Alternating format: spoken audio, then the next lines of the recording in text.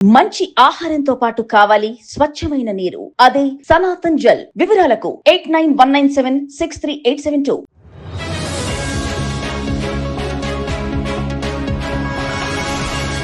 Banakacherla project పైన రెండు రాష్ట్రాల మధ్య మాటల యుద్ధం ఇంకా కొనసాగుతూనే ఉంది. బనకచెర్ల ప్రాజెక్టు వల్ల తెలంగాణకు తీవ్ర నష్టం జరుగుతుందని తెలంగాణ ప్రాంతంలోని రాజకీయ నాయకులు, నీటిపారుదల రంగ నిపుణులు అందరూ కూడా భావిస్తున్నారు.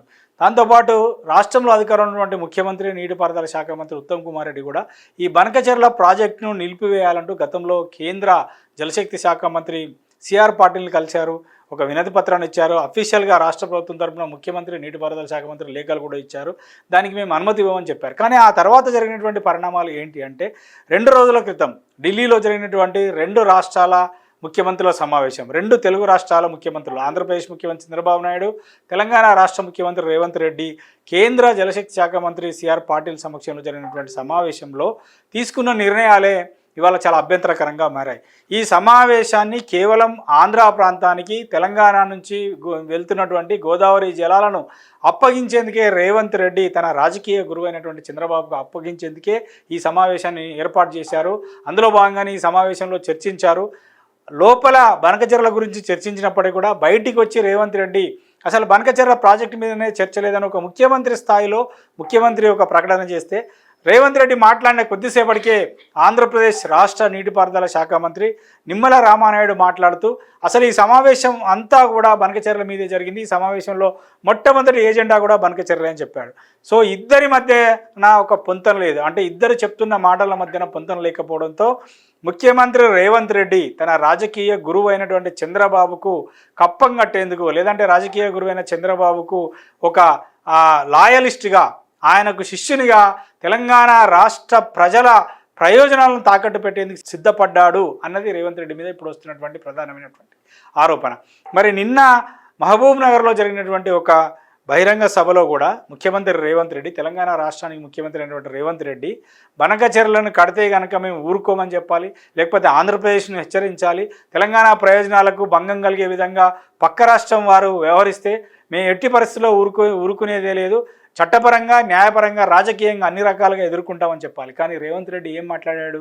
నిన్న మహబూబ్ నగర్ జిల్లాలో జరిగినటువంటి బహిరంగ సభలో మాట్లాడుతూ ఒకవైపు ప్రధాన ప్రతిపక్ష నాయకుడు కేసీఆర్ పైన, ఆయన ఆ కుటుంబ సభ్యులపైన ఒక పరుష పదజాలాన్ని తీవ్రంగా దూషిస్తూ, అసలు ఆయన అన్న మాటలు మళ్ళీ మనం అనలేనటువంటి స్థితిలో మాట్లాడుతూ ఒకవైపు ఏమో కేసీఆర్ను, కేటీఆర్ను, హరీష్ రావును లేదా కేసీఆర్ కుటుంబాన్ని తీవ్రంగా దూషిస్తూ, మరోవైపు మాత్రం చంద్రబాబు నాయుడును బాబు బాబు ప్లీజ్ ప్లీజ్ అంటూ అడుక్కున్నట్టుగా మాట్లాడాడు. చంద్రబాబు నాయుడు గారు, నేను మీకు విజ్ఞప్తి చేస్తున్నాను, మమ్మల్ని వదిలేయండి, మమ్మల్ని బతికించండి అంటూ వేడుకున్నట్టుగా, దేవరించినట్టుగా, అడుక్కున్నట్టుగా ఆయన స్పీచ్లో ఉన్నటువంటి మాటలు మనకు చాలా స్పష్టంగా కనబడుతున్నాయి. రేవంత్ రెడ్డి నిన్న మహబూబ్ నగర్లో ఏం మాట్లాడాడో కూడా చూద్దాం.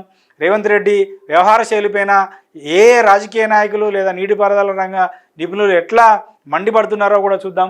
ఒకవైపు ఏమో రేవంత్ రెడ్డి అసలు ఢిల్లీలో జరిగినటువంటి సమావేశంలో బనకచెర్ల ఇష్యూ లేదంటున్నారు. కానీ కేంద్ర ప్రభుత్వం 2 తెలుగు రాష్ట్రాల ముఖ్యమంత్రుల సమావేశాన్ని ఏర్పాటు చేసినప్పుడు ఇచ్చిన ఎజెండాలోనే మొట్టమొదటి అంశంగానే, అంటే లిఖితపూర్వకంగా ఎజెండా ఉంటుంది, ఆ ఎజెండాలోనే ఫస్ట్ పాయింటే బనకచెర్ల అంశం ఉంది. మరి ముఖ్యమంత్రి స్థాయిలో వ్యక్తి ఏమో అట్లా చెప్తున్నాడు, మరి ఆంధ్రప్రదేశ్ మంత్రి మాత్రం దీని మీదనే చర్చ జరిగింది అంటున్నారు. మరి అక్కడ ఢిల్లీలో మీటింగ్లో జరిగి ఒక కమిటీని ఏర్పాటు చేస్తాం, నిపుణుల అధికారులతో కమిటీని అన్నారు. అసలు ఆ నిపుణుల అధికారులతో ఏర్పాటు చేసే కమిటీ ఎవరు? ఆ కమిటీలో ఎవరు ఉంటారు? అసలు ఆ కమిటీకి ఉండేటువంటి శాంటిటీ ఏంది? ఆ కమిటీ రిపోర్ట్ రాగానే కమిటీ ఎట్లా చెప్తే మేము అట్లా వింటామని చెప్పి కూడా రేవంత్ రెడ్డి ప్రకటన చేసేసాడు. అంటే కమిటీ ఏర్పాటు చేయడము, లేకపోతే బనకచెర్లకు అనుమతించడం, ఆ కమిటీలో ఎవరు ఉండాలో, ఎవరు సభ్యులు ఉండాలో అనేటువంటి నిర్ణయం అంతా కూడా లోపాయికారిగా జరిగిపోయింది. బయటికి వచ్చి మాత్రం తెలంగాణ రాష్ట్ర ప్రయోజనాలను కాపాడడంలో నేనే ఇక చార్మ్ బ్యాట్స్మెన్ లాగా రేవంత్ రెడ్డి మాట్లాడుతున్నాడు.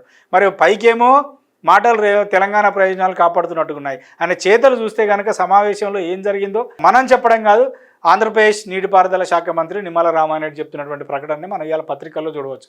బనకచెర్లను కట్టి తీరుతాం, సిడబ్ల్యూసీ అనుమతులు రాగానే పనులు ప్రారంభిస్తాం, వరద సమయంలో 200 టీఎంసీలు తీసుకుంటాం, సీఎంల భేటీలో ఇదే విషయాన్ని స్పష్టంగా చెప్పినాం. ఏపీ మంత్రి నిమ్మల రామానాయుడు స్పష్టీకరణ, బనకచెర్లపై రేవంత్ అబద్ధాలు మరోసారి బట్టబయలయ్యాయి. అంటే ఆంధ్రప్రదేశ్ నీటిపారుదల శాఖ మంత్రి రామానాయుడు చెప్తుంది కరెక్టా, లేదా తెలంగాణ రాష్ట్ర ముఖ్యమంత్రి రేవంత్ రెడ్డి చెప్తుంది కరెక్టా? ఇందులో ఎవరు అబద్ధం ఆడుతున్నట్టు? మరి ఇదే పత్రికను, ఇదే ప్రకటనను ఆంధ్రప్రదేశ్ ఎడిషన్లలో చూస్తే కనుక అన్ని పత్రికలలో మొదటి పేజీలో ఉంది. ఏమని ఉంది? ఆంధ్రప్రదేశ్ రాష్ట్ర నీటిపారుదల శాఖ మంత్రి చేసిన ప్రకటన, మేము ఎట్టి పరిస్థితుల్లో బనకచెర్లను కట్టి తీరుతాం. మరి రేవంత్ రెడ్డి ఏం చెప్తున్నాడు? మేము బనకచెర్లకు ఒప్పుకోనే లేదు, అసలు బనకచెర్ల అంశమే లేదు ఆ మీటింగ్లో, ఆ మీటింగ్ మినిట్స్లలో లేదు, ఆ ఎజెండాలో లేదు. అది లేనప్పుడు ఎట్లా మాట్లాడుతూ ఉంటాడు? మరి రామానాయుడు మీడియా ముఖంగా ఢిల్లీలో మాట్లాడింది అబద్ధమా, లేదా రేవంత్ రెడ్డి చెప్తున్నది అబద్ధం? అంటే ఖచ్చితంగా ఇక్కడ రేవంత్ రెడ్డి తన రాజకీయ గురువుకు ఆయన కృతజ్ఞతగా, లేదా తన రాజకీయ గురువు ఏది చెప్తే ఆ విధంగా ఆడుతూ, ఎందుకంటే రేవంత్ రెడ్డిని తెలంగాణ రాష్ట్ర ముఖ్యమంత్రిని చేయడానికి చంద్రబాబు నాయుడు లోపాయికారిగా లేదా వెనుక వైపు నుంచి చాలా రకాలుగా మద్దతు తెలిపాడు, సపోర్ట్ చేశాడు. అన్ని రకాలుగా రేవంత్ రెడ్డికి చంద్రబాబు నాయుడు సపోర్ట్ చేశాడు. ఆయన ఎన్నికల్లో గెలవడానికి ఏమేమి కావాలో అవన్నీ కూడా అందించాడు అన్నది ఒక చర్చ జరుగుతుంది. అలా అందించాడు కాబట్టే ఇవాళ ఆయన రాజకీయ గురువుకు కృతజ్ఞతను, లేదా ఆయన రాజకీయ గురువు కప్పం చెల్లించుకోవడానికి తెలంగాణ రాష్ట్ర ప్రయోజనాలను చంద్రబాబుకు తాకట్టు పెడుతున్నాడన్నది ఇక్కడ ప్రధాన ప్రతిపక్షంగా ఉన్నటువంటి రాజకీయ నాయకులు, బీఆర్ఎస్ పార్టీ నాయకులు, ముఖ్యంగా BRS party working president KTR ఆరోపణ చేస్తున్నాడు. కేటీఆర్ఏ కాదు, నీటిపారుదల రంగ నిపుణులు కూడా ఆరోపణ చేస్తున్నారు. మాలాంటి వాళ్ళను కూడా ఆయన మోసం చేశాడు, పక్కన ఉన్నటువంటి ఉత్తమ్ కుమార్ రెడ్డిని కూడా మోసం చేశాడు, 3.5 కోట్ల తెలంగాణ ప్రజలను కూడా రేవంత్ రెడ్డి మోసం చేశాడు, రేవంత్ రెడ్డి బయటికి చెప్తున్నాయని ఒకటి చేస్తున్నాయని ఒకటి అనేటువంటి విమర్శను కూడా మరి ఆయన గురించి తెలిసిన వాళ్ళందరూ కూడా మాట్లాడుతున్నారు. మనం చూద్దాం ఒక్కసారి రేవంత్ రెడ్డి ఏం మాట్లాడిండు, రేవంత్ రెడ్డి గురించి మిగతా వాళ్ళు ఏం మాట్లాడినో కూడా మనం చూద్దాం. నిన్న జరిగినటువంటి సమావేశంలో, మహబూబ్నగర్లో జరిగినటువంటి సమావేశంలో రేవంత్ రెడ్డి ఏం మాట్లాడో ఒకసారి చూద్దాం. మనం చంద్రబాబు నాయుడు గారికి విజ్ఞప్తి చేస్తున్నా, మా పాలమూరు రంగారెడ్డి ఎత్తిపోతలకు అడ్డం పడవద్దు, మా ఢిల్లీ ప్రాజెక్టును అడ్డుకోవద్దు, మా కల్వకుర్తి, మా భీమా, మా నెట్టపాడు, మా కోయిల్ సాగర్ మీరు అడ్డుకోవద్దు. ఒకనాడు పాలమూరు జిల్లాను మీరు దత్తత తీసుకున్నా అని చెప్పారు. మీరు బాధ్యతగా ఉండండి, మమ్మల్ని బ్రతకనియండి, మా ప్రాజెక్టును పూర్తి చేసుకోనివ్వండి. ఇది రేవంత్ రెడ్డి మాట్లాడిన మాటలు మనం విన్నాం. మరి ఇదే రేవంత్ రెడ్డి మీద బీఆర్ఎస్ పార్టీ వర్కింగ్ ప్రెసిడెంట్ అయినటువంటి కేటీఆర్ ఏం మాట్లాడారో ఒకసారి చూద్దాం. సిగ్గు శరం ఉంటే రేవంత్ రెడ్డికి ఏమన్నా సిగ్గు ఇజ్జత్ మానం ఉంటే, నేను ఏమన్నాడండి ఆంధ్ర ఇరిగేషన్ మినిస్టర్ రామానాయుడు గారు అనుకుంటా ఆయన పేరు, బయటకు వచ్చి ఏం చెప్పిండు? ఆంధ్రప్రదేశ్ ఎడిషన్ లో పేపర్లు ఏం రాసినాయి? చంద్రబాబు నాయుడు గారు ఏం చెప్పారు? సాక్షి తీయండి, ఈనాడు తీయండి, ఆంధ్రజ్యోతి తీయండి, ఆంధ్ర ఎడిషన్ చూడండి, స్పష్టంగా చెప్పిండు చంద్రబాబు నాయుడు గారు. మీటింగ్ పెట్టిందే బనకచెర్ల కోసం, ఎజెండా నెంబర్ 1 బనకచెర్ల కాదంటాడా రేవంత్ రెడ్డి? అజెండా ఐటమ్ చూపెట్టమంటారా? ఇప్పుడు నెంబర్ 1 ఐటమే బనకచెర్ల. లేదని బుకాయించడం ముఖ్యమంత్రికి తగునా? నిమ్మల రామానాయుడు గారు బయటకు వచ్చి చెప్పినారు, ఆంధ్ర ఇరిగేషన్ మంత్రి గారు, మేము అడిగిన బనకచెర్ల గురించి రేవంత్ రెడ్డి ఒప్పుకున్నాడు, కమిటీ వేసినాం, 30 రోజులు ఓడిచిపోతుంది, 31వ రోజు మా శిష్యుడే కాబట్టి ఆడిచ్చినట్టు ఆడుతాడు, ఆయన జుట్టు మా చేతులుంది, ఓటుకు నోటు కేసు ఇంకా ఉన్నది, కాబట్టి ఏమన్నా చేస్తాం అని ఫుట్బాల్ ఆడుతున్నారు. చంద్రబాబు కోవట్ను పెట్టుకొని ఇలా తెలంగాణ ప్రజల ప్రయోజనాలు, తెలంగాణ రైతుల ప్రయోజనాల పట్ల శాశ్వతంగా విద్రోహం చేసే ప్రయత్నం చేస్తున్నారు. అర్థంగా దేవుడి ఇది కేటీఆర్ గారు మాట్లాడినటువంటి అంశం. మరి ఇదే అంశం పైన మరొక నీటిపారుదల రంగ నిపుణులు రేవంత్ రెడ్డి ఏం చేశాడో ఢిల్లీలో అనేది ఏం మాట్లాడారో కూడా ఒకసారి విందాం. ఆయన తెలంగాణ ప్రజల కళ్ళు తప్పడానికి వి ప్రకాష్ గారు మాట్లాడారు. పక్కనున్న నీటిపారుదల శాఖ మంత్రి కళ్ళు కూడా తప్పాడు. ఉత్తమ్ కుమార్ రెడ్డిని అమాయకుల్ని చేసి అందరినీ బొంతా కొట్టించే కుట్ర నిన్న చేశాడు ఆయన. అంటే ఎప్పుడు నేను మిస్గైడ్ గాను, కానీ నిన్న ఆయన బయటకు వచ్చి మాట్లాడిన 2-3 మాటలు విన్న తర్వాత అరే నేను కూడా అనుకున్నా, రేవంత్ రెడ్డి బంకచెర్ల గురించి చర్చ లేదన్నాడు, చర్చ చేయలేదంటాడు. తర్వాత తెలంగాణకు సంబంధించి అపరిష్కృతంగా ఉన్న చాలా డిమాండ్స్ ను ఎజెండాలో పెట్టాడు, 13 అంశాలు. వాటి మీద సిఎస్ లెటర్ రాశాడు, ఉత్తమ్ కుమార్ రెడ్డి లెటర్ రాశాడు. ఇది ఒక ముందాడని చెప్పేశాను నేను ఛానల్లో కూడా. బట్ తర్వాత 10-10:30 కల్లా ఆయన రామానాయుడు గారు అంతకుముందు మాట్లాడింది నేను లేట్గా చూశాను.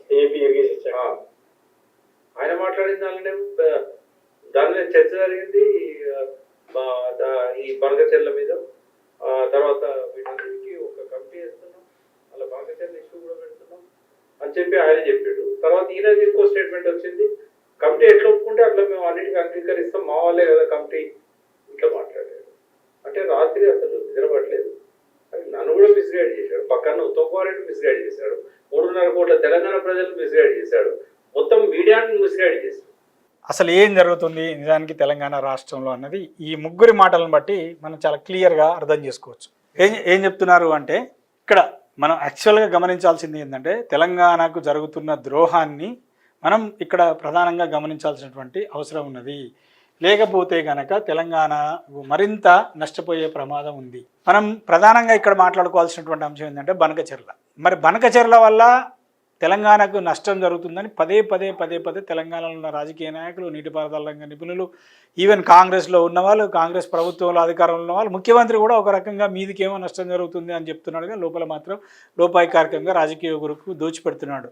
ఇవాళ కాళేశ్వరం ప్రాజెక్టును కూడా రిపేర్ చేయకపోవడానికి కారణం ఏంటంటే మేడిగడ్డ అనేటువంటి ప్రాజెక్ట్ దగ్గర, మేడిగడ్డ అనేటువంటి ఒక రిజర్వాయర్ దగ్గర 3 పిల్లర్లు కుంగిపోతే వాటిని రిపేర్ చేయకుండా ఎందుకు పెడుతున్నాడు అనేది దాని వెనుక కూడా ఒక కుట్ర దాగి ఉంది అనేది నిన్న మాట్లాడినటువంటి నీటిపారుదల రంగం నిపుణులైనటువంటి వి ప్రకాష్ గారు చెప్తున్నారు. ఎందుకంటే మేడిగడ్డలో నీళ్ళు ఆపి పంపింగ్ చేసుకుంటే తెలంగాణ ప్రాంతం సుభిక్షంగా ఉంటుంది. తెలంగాణలో ముఖ్యంగా ఉత్తర తెలంగాణలో ఉన్నటువంటి ఉమ్మడి ఉత్తర తెలంగాణలో ఉన్నటువంటి దాదాపు 6 జిల్లాలు 7 జిల్లాలకు లక్షలాది ఎకరాలకు నీళ్ళు అందించు ఒక పాయింట్. రెండవది ఏంటి అంటే గోదావరిలో ఇప్పుడు వర్షాకాలంలో వస్తున్నటువంటి నీళ్ళని కనుక ఎప్పటికప్పుడు ఆ మేడిగడ్డలో ఆపకుండా కిందికి వదిలేస్తే హ్యాపీగా కిందికి ప్రశాంతంగా పైనుంచి కిందికి తెలంగాణలో ఆదిలాబాద్ జిల్లా నుంచి మొదలుకుంటే ఆదిలాబాద్ జిల్లా ఇప్పుడు ఏదైతే కాళేశ్వరం ప్రాజెక్ట్ ఉందో ఆ ఏరియా, ఆ తర్వాత జయశంకర్ భూపాలపల్లి జిల్లా, అక్కడి నుంచి ఖమ్మం నుంచి ప్రశాంతంగా ఆంధ్రాలోకి వెళ్ళిపోతాయి. ఆంధ్ర వాళ్ళకు పుష్కలంగా గోదావరి నీళ్లు ఉపయోగించుకునేటువంటి అవకాశం ఉంటుంది. దాంట్లో దాగి ఉన్న కుట్ర ఏంటి తెలుసా? కాళేశ్వరంలో అవినీతి జరిగిందా లేదా అనేది కాదు, కాళేశ్వరం కూలిపోయిందా అనేది ముఖ్యం కాదు. కాళేశ్వరాన్ని అట్లానే పడాగు పడేస్తే గతంలో ఎప్పుడైతే కాళేశ్వరం కట్టకముందో ఎట్లయితే మహారాష్ట్ర నుంచి తెలంగాణకు, తెలంగాణ నుంచి ఆంధ్రప్రదేశ్కు గోదావరి ఉధృతంగా ప్రవహించి గోదావరిలో వందలాది వేలాది టీఎంసీల నీళ్ళు ఎట్లయితే కిందికి వెళ్ళిపోయేదో వాళ్ళు 3 పంటలు సుభిక్షంగా పండించుకునే వాళ్ళు, ఇప్పుడు మళ్ళా అలాంటి వాతావరణాన్ని కల్పించేందుకు రేవంత్ రెడ్డి ఈ యొక్క కుట్రను కొనసాగిస్తున్నాడు. అందుకనే NDSA national dam safety authority చెప్పినప్పటికి కూడా కాళేశ్వరంలో అవినీతి జరిగిందా, లేకపోతే కాళేశ్వరంలో సాంకేతికపరమైన లోపాలున్నాయా, నిర్మాణ లోపాలున్నాయా, వాటన్నింటిపైన విచారణ చేయండి. విచారణ చేస్తూనే దాన్ని రిపేర్ చేసి వాడుకోవచ్చు అని చెప్పారు. ఎందుకంటే అది ప్రజల ఆస్తి, వేలాది కోట్ల రూపాయలు పెట్టి కట్టారు. దానివల్ల తెలంగాణ ప్రాంతానికి చాలా ఉపయోగం ఉంటుంది.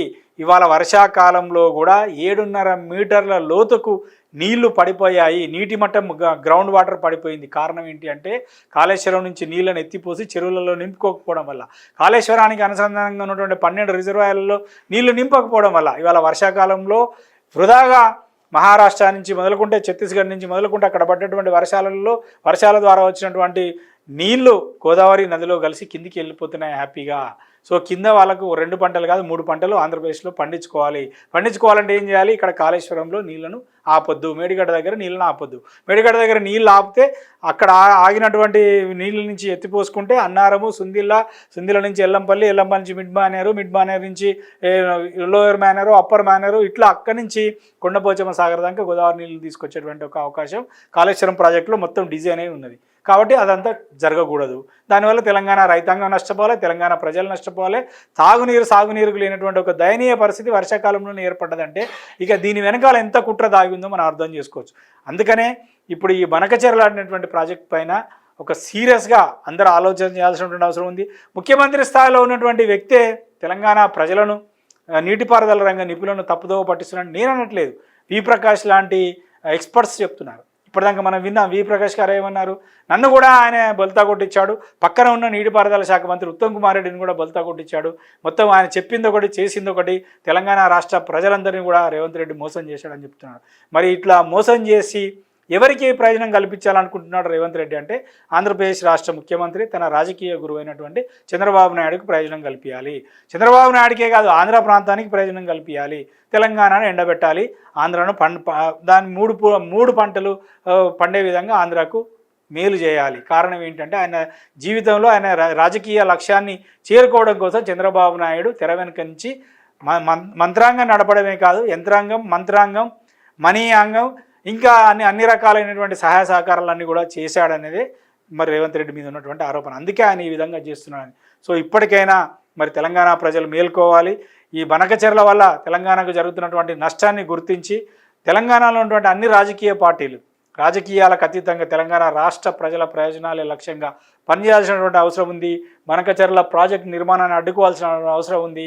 రాష్ట్రంలో అధికారంలో ఉన్నటువంటి ముఖ్యమంత్రి రాష్ట్రానికి మేలు చేయాల్సినటువంటి ముఖ్యమంత్రి మరి రాష్ట్రానికి నష్టం చేస్తున్నప్పుడు ఖచ్చితంగా ప్రజలు నిలదీయాల్సినటువంటి అవసరం ఉంది. ఈ అంశం పైన ఎంతవరకైనటువంటి పోరాడాల్సినటువంటి అవసరం ఉంది.